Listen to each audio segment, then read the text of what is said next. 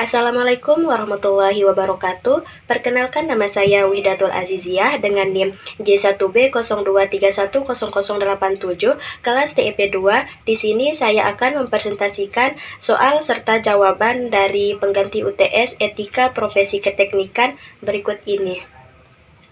Pertama, yaitu apa yang dimaksud dengan etika dan apa yang dimaksud dengan profesi. Jawabannya yaitu, etika adalah ilmu yang membahas tentang baik dan buruk serta tentang kewajiban dan tanggung jawab moral seseorang dalam menjalankan kehidupan sehari-hari. Dalam konteks profesi, etika menjadi pedoman untuk menentukan apakah suatu tindakan profesional sudah sesuai dengan nilai-nilai moral dan norma sosial yang berlaku. Sedangkan profesi adalah suatu pekerjaan yang memerlukan keahlian khusus yang diperoleh melalui pendidikan dan pelatihan tertentu. Profesi sekedar pekerjaan, tetapi juga mencerminkan tanggung jawab moral, keilmuan, dan pelayanan kepada masyarakat. Contohnya yaitu seperti profesi insinyur, dokter, guru, dan atau akuntan. Nomor 2 yaitu berikan paparan seberapa penting etika profesi diperlukan. Berikan gambaran profesi seperti apa yang sangat penting memiliki kode etik. Jawabannya adalah etika profesi sangat penting karena berfungsi sebagai pedoman perilaku bagi para profesional dalam melaksanakan tugasnya. Etika profesi membantu menjaga kepercayaan masyarakat, mencegah penyalahgunaan wewenang, serta menciptakan lingkungan kerja yang jujur, adil, dan bertanggung jawab. Misalnya, dalam profesi insinyur teknik pertanian, kode etik diperlukan agar setiap insinyur bertanggung jawab terhadap keselamatan manusia dan kelestarian lingkungan. Seseorang insinyur tidak boleh melakukan tindakan yang dapat merugikan masyarakat, seperti manipulasi data atau penggunaan bahan yang membahayakan. Tanpa etika profesi, maka akan muncul banyak penyimpangan seperti korupsi, ketidakjujuran, dan pelanggaran terhadap keselamatan publik. Yaitu saat Anda menjalani suatu profesi, hal-hal apa saja yang harus dilakukan untuk meningkatkan profesionalisme Anda? Jawabannya yaitu, untuk meningkatkan profesionalisme dalam menjalankan profesi, beberapa hal penting yang harus dilakukan antara lain, pertama, menjaga integritas dan kejujuran, yaitu bekerja dengan jujur, tidak menipu atau memanipulasi data. Kedua, terus belajar dan mengembangkan diri, yaitu mengikuti pelatihan, seminar, atau membaca literatur baru agar kemampuan selalu meningkat.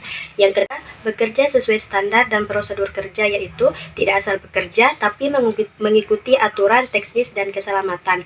Keempat, menghargai rekan kerja dan disiplin waktu, yaitu bersikap sopan, menghargai perbedaan pendapat, dan selalu tepat waktu. Dan kelima, yaitu memegang teguh kode etik profesi, yaitu menjadikan etika sebagai pedoman utama dalam setiap tindakan profesional. Dengan melakukan hal-hal tersebut, seseorang profesional akan diakui keahliannya, dipercaya oleh masyarakat, dan mampu memberikan hasil kerja yang berkualitas tinggi. Nomor 4 yaitu berikan contoh pelanggaran etika dalam salah satu profesi, serta bagaimana langkah penanganannya. Jawabannya adalah, contoh pelanggaran etika dapat dilihat pada profesi insinyur pertanian. Misalnya, seorang insinyur proyek pembangunan irigasi menerima suap dari pihak kontraktor agar proyek tetap disetujui meskipun kualitas bahan bangunannya rendah. Tindakan ini jelas melanggar etika profesi karena mengutamakan keuntungan pribadi daripada keselamatan dan kepentingan masyarakat. Langkah penanganannya adalah, pertama, melakukan penyelidikan oleh lembaga atau organisasi profesi terkait. Yang kedua, memberikan sanksi moral atau administratif seperti peringatan, pencabutan izin pabrik, praktik, atau dikeluarkan dari organisasi profesi. Ketiga, meningkatkan pengawasan dan pembinaan etika bagi anggota profesi agar kejadian serupa tidak terulang.